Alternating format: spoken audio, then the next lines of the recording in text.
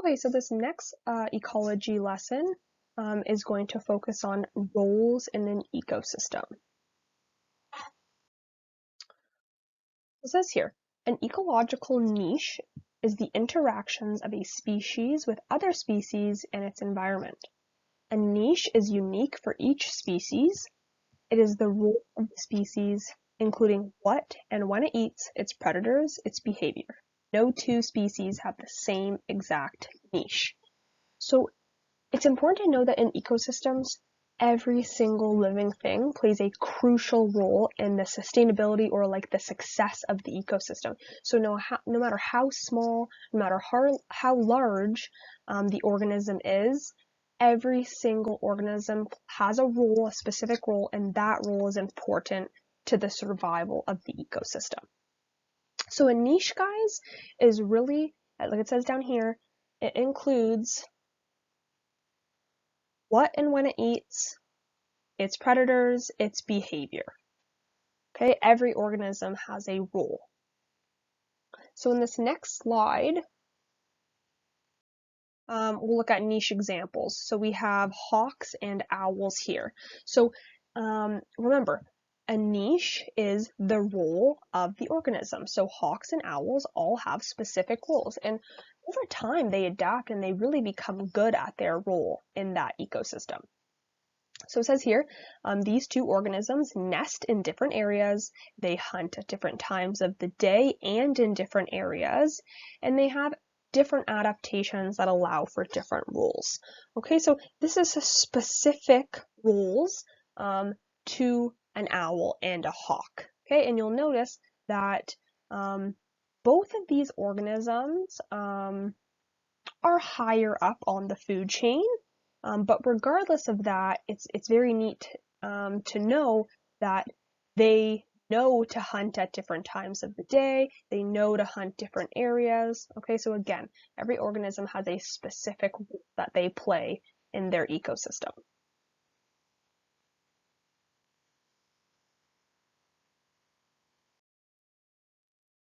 Energy movement in ecosystems. Energy is transferred from one organism to another at different levels of the food chain.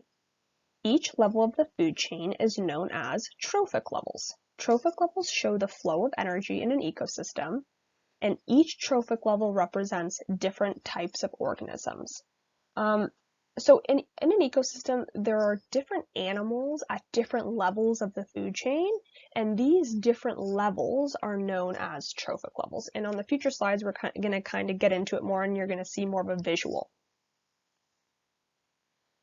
What happens to all the energy in organisms at each level?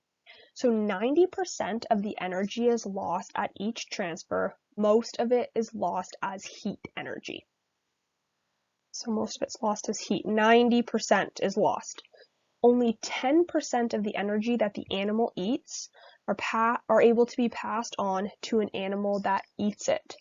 So really this is saying if the organism is higher up in the food chain, it's going to receive less energy because as you go from one trophic level to the next, to the next, to the next, 90% of the energy available at each level is lost to the next. So again, only 10% is being obtained at the next level.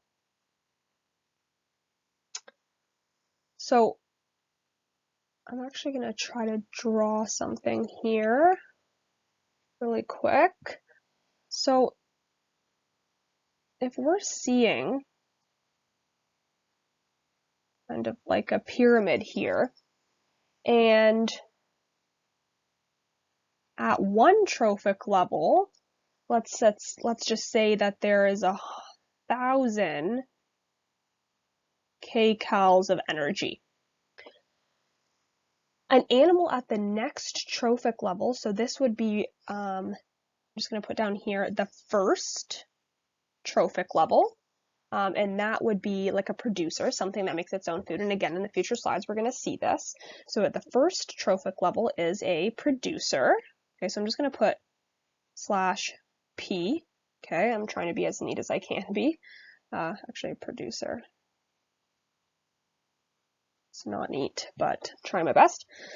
So we know only 10% of that energy is going to be passed to the next trophic level. So up here is going to be the second trophic level, and 10% of 1,000 is 100. So organisms or animals at the second trophic level, are only going to get 100 kcals.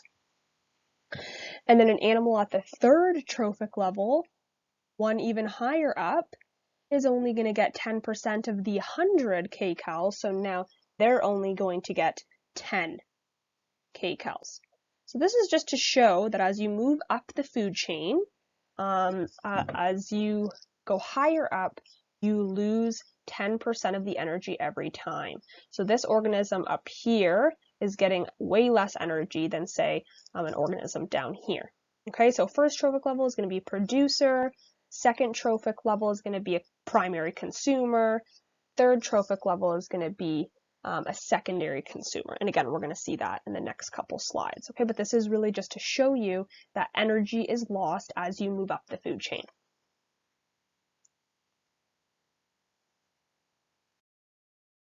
Okay, so it says here, we can take a look at this transfer through food chains. So a food chain is a simple model that shows how matter and energy move through an ecosystem. Food webs show all possible feeding relationships in a community at each trophic level. So a food chain is just one interaction or one relationship being depicted by a certain number of organisms, whereas a food web is showing the feeding relationships of all the organisms in that ecosystem. So on this page here, guys, we have examples of food chains. So let's look at this one here. We see we have grass, grasshopper, blue jay. What I want you to know before we move on is that the arrow points to the organism that's doing the eating. So right here, let's get my arrow. Right here, we have a grasshopper. The arrow is pointing at the grasshopper. So that means that the grasshopper is eating the grass. Okay, so when the arrow points to the organism, that organism is doing the eating. So that means the grasshopper is eating the grass. Okay, it's not the other way around. It's not saying that the grass is eating the grasshopper. It's saying the grasshopper is eating the grass. Okay, so arrow points to organism that's doing the eating. Okay, so shows here we have grass, which is a producer. Okay, a producer makes its own food. And then we have a grasshopper that is eating the grass. Okay, so this is the first trophic level. The grasshopper is the second trophic level. The grasshopper is a primary consumer because it's eating the producer. Okay, and then we have this third trophic level, which is known as a secondary consumer. The secondary consumer eats the primary consumer. It doesn't get its energy directly from the producer. So the blue jay is eating the grasshopper. Okay, so we have different trophic levels. Over here we have another example. So remember, the arrow is pointing to the organism that's doing the eating. So we have algae, so that's bottom of the food chain, it's the producer. It gets its energy from the sun, performs photosynthesis. And then we have this mosquito larva that's going to eat the algae. We have the minnow that eats the mosquito larva, and we have the perch that eats the minnow. Okay, so we have first trophic level, second trophic level, third trophic level, and then pretty much top carnivore here. We have a producer at the bottom, makes its own food. Then we have a primary consumer, which means it eats the producer. Then we have a secondary consumer, which means it eats the primary consumer. Okay, the secondary consumer does not get its energy directly from the producer. Okay? It gets it from an animal that eats a producer. Okay, so this is like a chain of feeding relationships, and we're going to see more examples in the next few slides.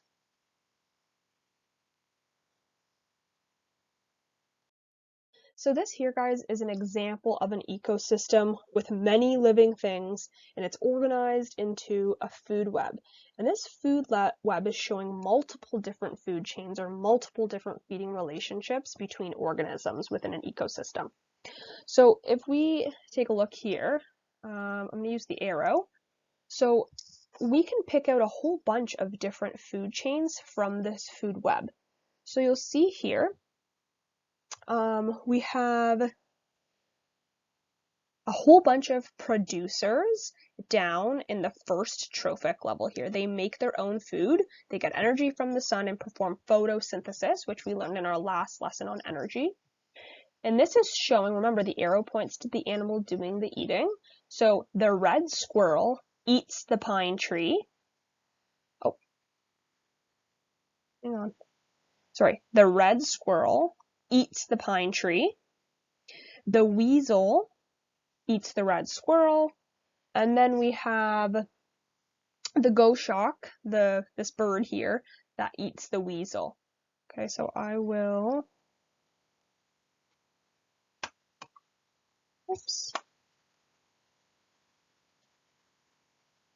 Oh, we're frozen here.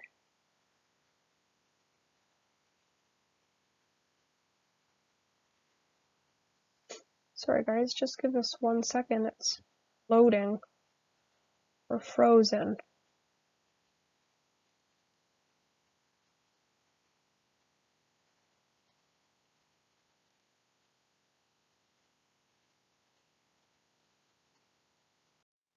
Okay, sorry guys, the computer was doing something weird there. I'm not sure if that's in the video or not, but here we go. So we have, let's just do a quick review. The pine tree, the red squirrel eats the pine tree, the weasel eats the red squirrel, and the goshawk eats the weasel. Okay, there's a couple other ones. We can say the snowshoe hare eats the wild grasses, but it also eats the aspen tree, blueberry bush, and the pine tree. Okay, so this is showing the snowshoe hare eats all 4 of the producers, and then the lynx eats the snowshoe hare. Or you could say the goshawk eats the snowshoe hare. Or you could say the great horned owl eats the snowshoe hare. Okay, so it's really just following the arrows and being able to pick out different food chains.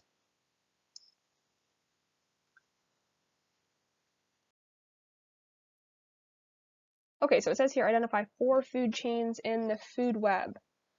So down here we have green plants.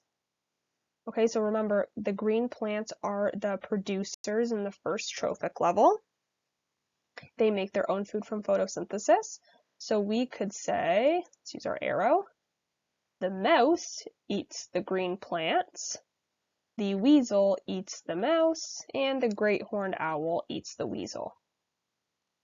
So we have mouse eats the plants, weasel eats the mouse, owl eats the weasel. We could say insects eat the plants, shrew eats the insects, owl eats the shrew. Okay, we could say insects eat the plants, here again, bats eat the insects, owl eats the bat.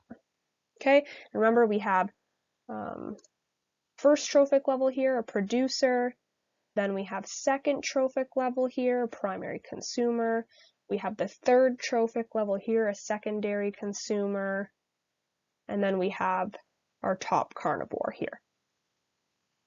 Okay, so there's a whole bunch of different food chains that can be picked out from this food web. Okay, so I've been using a lot of these terms already, but now we're going to actually review exactly what these terms mean. So there are different feeding rules. We have something called an autotroph, which is a producer. Autotrophs make their own food using photosynthesis. So in the previous slides, all of the plants or trees, all of those producers that make their own food in the first trophic level are considered autotrophs. Okay, so what is an autotroph? Makes its own food.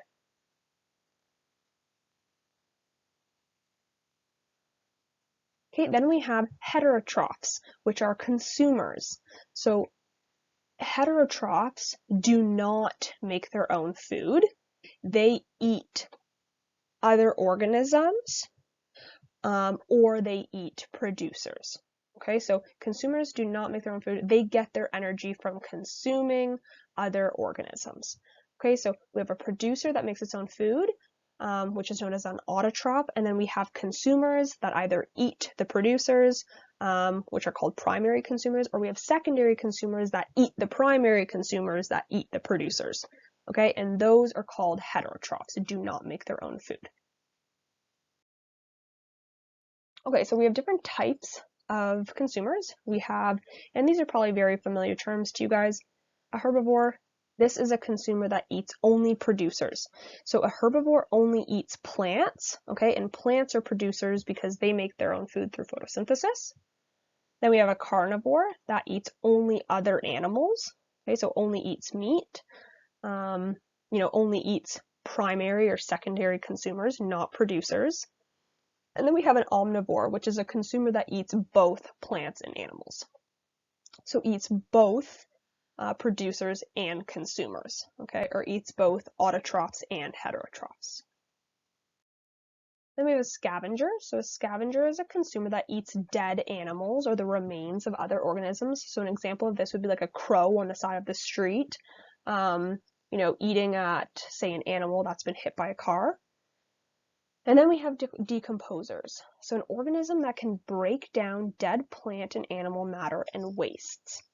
So a decomposer, so all animals, they live and then they survive in an ecosystem and eventually they die. And decomposers actually break down the remains of dead plants and animals. So an example of decomposers would be like bacteria in the soil or different fungi, so like mushrooms. They have the ability to break down dead plant and animal matter. Okay, now we have the different trophic levels here. So I talked earlier, there's different levels of an organism in an ecosystem depending on its feeding position in the food chain. So when we're looking at the food chain, the food web, there are different trophic levels. So the first trophic level are the organisms that make their own food. Okay, they're the producers of the autotrophs. We know that those are the plants and the trees that use photosynthesis to make their own food. They are always in the first trophic level. In the second trophic level, we have organisms that eat directly the producers.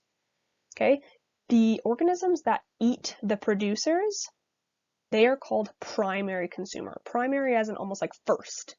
So they are the next organism that only eats the producers. They rely on producers or autotrophs. We know that as organisms that make their own food, they rely on those organisms directly for their energy. Okay, they are part of the second trophic level. Okay, so we have first trophic level, are producers that make their own food, and then we have second trophic level, which are consumers that eat the producers. Okay, also known as primary consumers. That's almost like the herbivores. Then we have the third trophic level, which contains organisms that feed on the primary consumers. These are called secondary consumers, and they rely indirectly on autotrophs. Okay, so a secondary consumer is going to eat the primary consumer. The primary consumer eats the producer. So secondary consumers rely indirectly on the autotrophs because they're not directly eating the producer. They're eating the organism that eats the producer. Okay, so we have this chain here. And then lastly, we have an organism called a top carnivore, which is usually the organism at the top of the food chain. Top of the chain. Okay, and there can only be so many organisms in a food chain because there's only so much energy. Remember, we saw that 10% rule. Eventually, it runs out. So usually, it's normal for there to be, say, 4 organisms in a food chain. Okay, so this is, again, to outline this. So at the bottom, we have producers that are part of the first trophic level. So technically, guys, this should be like the same. Okay, the producers the producers are in the first trophic level. So this is really like one level. Producers are the first trophic level. They make their own food. Okay? They make their own food, and they do this through photosynthesis. They get light energy from the sun. Then we have the second trophic level. Okay, and remember, this is, and I'm just going to put for short, primary consumer. Okay, they eat the producers. Then we have third trophic level, which are secondary consumers. They eat the primary consumers. And then we have the top carnivore. Okay, and remember, as you go from one trophic level up to the next, energy is lost, the 10% rule.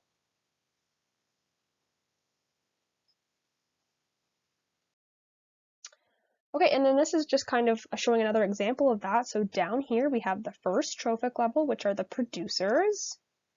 Okay, they make their own food, also known as autotrophs. So they make their own food from photosynthesis. Then we have the second trophic level, which is primary consumers. These guys eat the producers directly.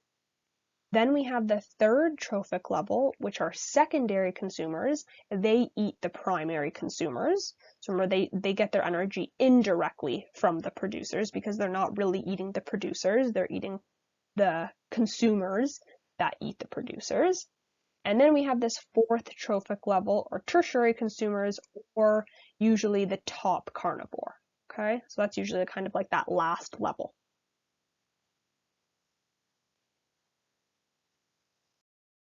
Okay, another example here, guys.